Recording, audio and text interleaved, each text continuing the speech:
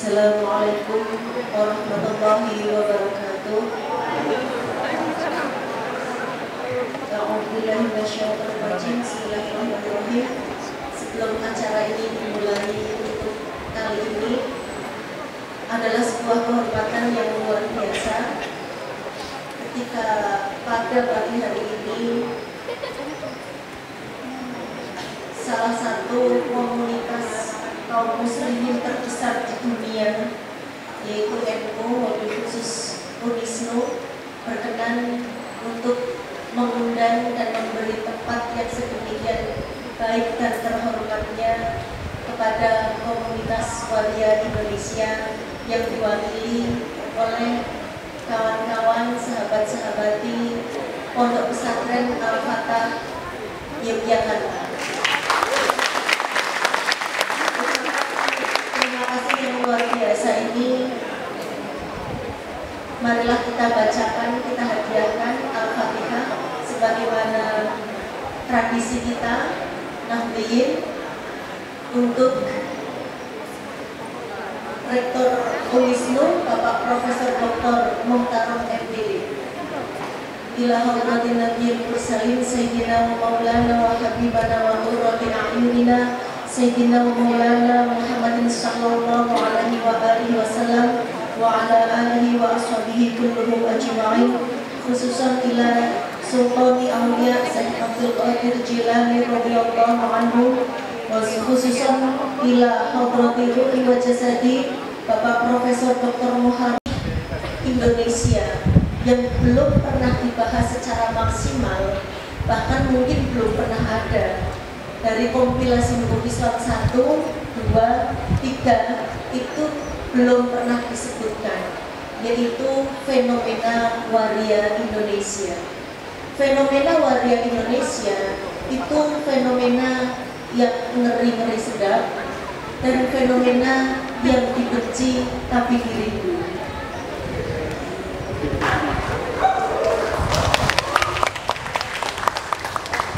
Kenapa begitu? Kalau kita mendengar kata waria, maka yang ada di benak kita itu wong lanang dandang medok, nganggo pakaian enggak karu-karuan, kemudian ya perilakunya seperti itu, mengingatkan kita dengan figur teksi, mengingatkan kita dengan figur Amin. Padahal ngerti saya, nggak ada waria yang kayak begitu. Tapi sedemikian melekatnya ingatan orang tentang komunitas waria, tentang personal waria, akhirnya yang terjadi adalah penghakiman. Nah, ketika MUI mengeluarkan fatwa, ketika saya membaca, sumber yang didapatkan itu dari rehabilitasi tuna sosial. Jadi teman-teman waria yang bekerja malam itu dirazia, kemudian didata. Data yang belum tentu benar itu dijadikan dasar hukum. Kenapa? Karena setahu saya belum pernah melihat ulama yang turun langsung terjun ke kehidupan waria. Entah mungkin takut jatuh cinta atau bagaimana, saya belum pernah ketemu yang seperti itu. Sehingga pada akhirnya banyak teman-teman waria ketika ingin beribadah pun bingung, bagaimana melakukan satu dan lain hal pun bingung.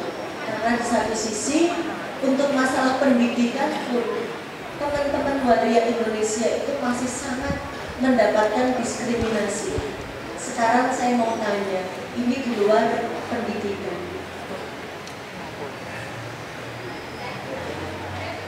Siapa yang mau menerima seorang waria menjadi pembantu rumah tangga? Ngacung beneran enggak? Sampai bayangin aja, cuma dalam tanda petik ya, menjadi pembantu rumah tangga yang notabene tidak membutuhkan sumber daya manusia formal, bahkan orang buta huruf pun sebenarnya bisa, sampean nggak mau. Dan itu tidak terjadi pada anda, tapi hampir keseluruhan. Tapi Gusti Allah itu maha adil. Sampean pernah lihat waria nganggur? Nggak ada. Sekarang saya mau tanya, sampean yang bukan waria, banyak yang nganggur nggak?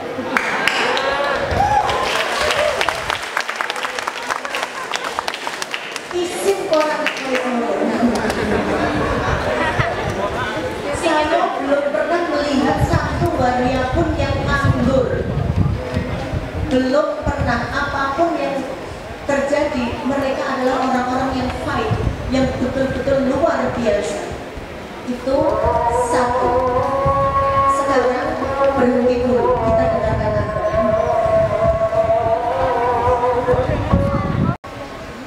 Berapa banyak perempuan yang menggugurkan kandungannya? Banyak kan? Tapi jadinya nggak pernah kan mendengarkan waria menggugurkan kandungan.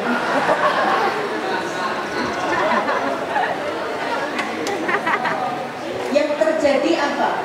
Berapa ribu anak yang akan digugurkan, yang akan dibunuh oleh orang tuanya, yang katanya normal itu diselamatkan oleh waria.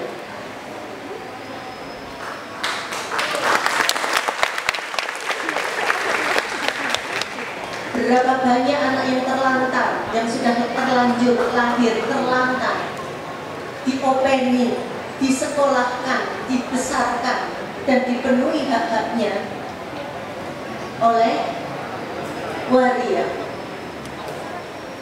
Masa Gusti Allah nggak meriksa yang seperti itu, tidak melihat yang seperti itu? Sementara yang katanya orang normal itu paling cuma bisa mencaci, memaki, paling pol cuma bilang misalnya yo, ngono ki ya normal. Pertanyaan. Kemudian jane sing normal ki sapa to? Kemudian yang ketiga, pernah jenengan melihat ada waria terlibat korupsi?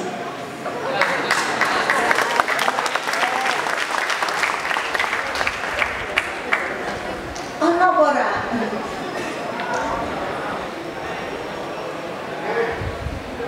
Katanya korupsi itu kerusakan moral. Katanya korupsi itu kejahatan luar biasa. Katanya korupsi itu menghancurkan sendi-sendi kebangsaan. Waria nggak ada yang terlibat.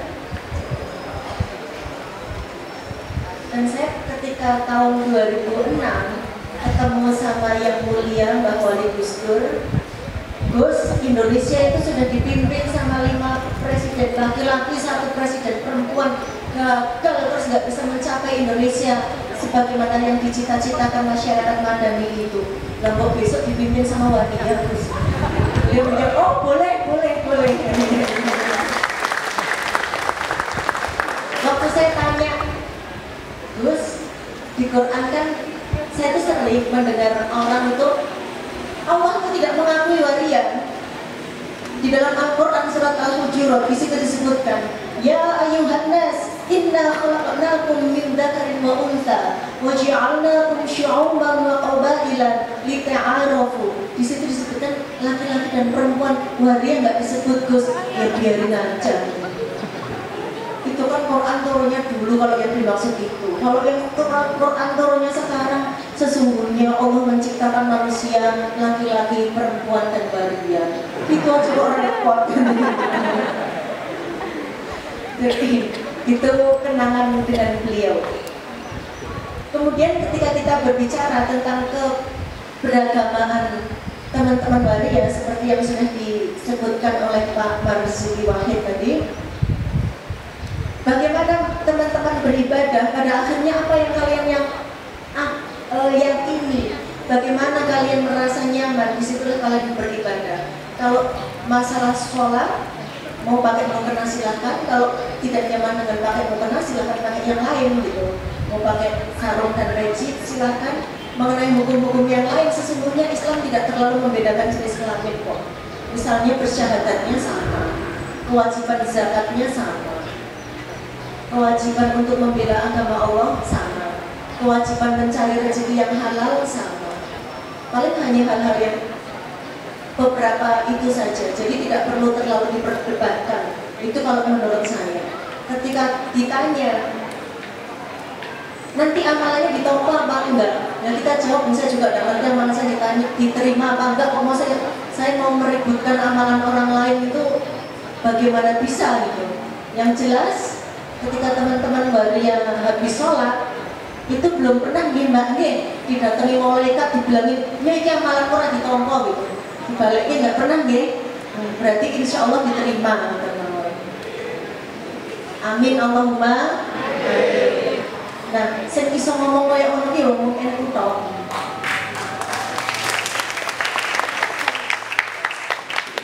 Itu pengalaman saya ketika saya berinteraksi dengan banyak sekali kiai. Jadi saya bercerita sedikit tidak apa-apa ya. Mungkin kalau teman-teman itu sudah mengenal saya, tapi saudara-saudara seperti ini dan harus hukumnya katanya dibunuh, dipateni baik, selesai masalah. Saya nggak keberatan kok. Wong saya aja bingung dengan diri saya kok malah ditakoni semacam-macam gitu. Wong saya bingung kok malah dihakimi. Nah, dipateni materi nggak apa-apa. Kalau memang hukumnya seperti itu. Karena yang saya baca ketika saya membaca Al-Quran, wa ma khalaqatul jinna wal insa illa liya'buduni. Jo aku kon piye? Nek zaman saiki sakitnya tuh di sini. Masa saya mau beribadah kok lain tuh? Saya kalau di dekat dengan soft laki-laki kan serang.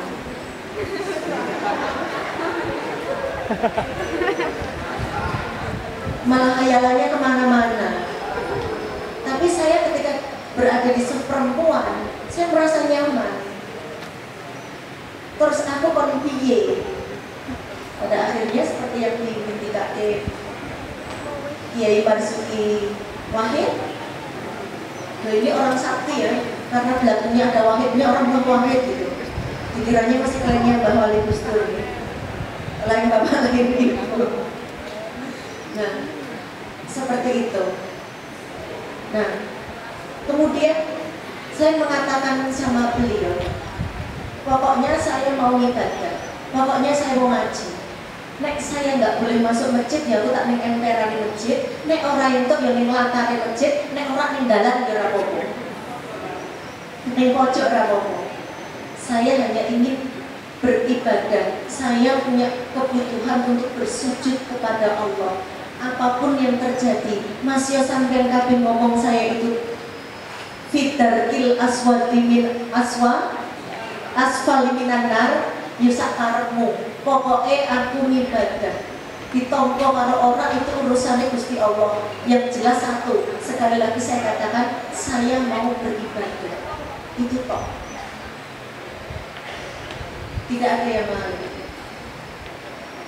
Nah, seiring berjalannya waktu, orang bisa menerima. Masyarakat yang dulunya mempertanyakan, karena ternyata dibandingkan dengan mbak-mbak teman-teman yang lain, teman-teman seusia saya yang perempuan-perempuan itu, mereka banyak yang tidak konsisten dengan keperempuanannya. Satu persatu pada berguguran tidak sekolah, jare bola kok ireng, jare sekolah kok balik-balik ireng. Itu banyak, dan orang tidak pernah menyaksikan salahnya apa, nggak ada yang mau sama saya jadi apa.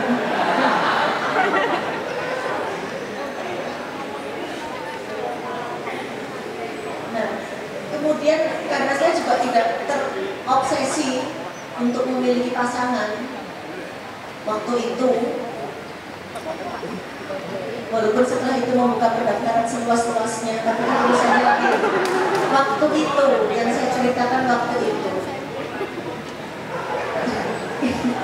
Ini kok dondeloknya aku mentelep dia, jadi grogi aku.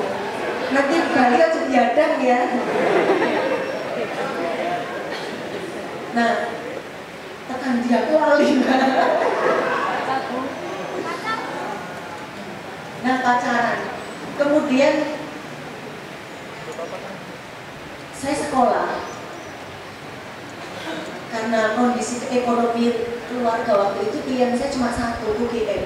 Kalau saya nggak sekolah di UGM nggak bisa karena nggak punya duit. Jadi dengan sangat terpaksa saya harus masuk UGM, Universitas Gadjah Mada. Resikonya saya harus mengalahkan sekian ribu orang, dan ternyata kan doa orang teraniaya itu kan dikabulkan sama Gusti Allah, no? Maka terima kasih kepada orang yang menganiaya saya.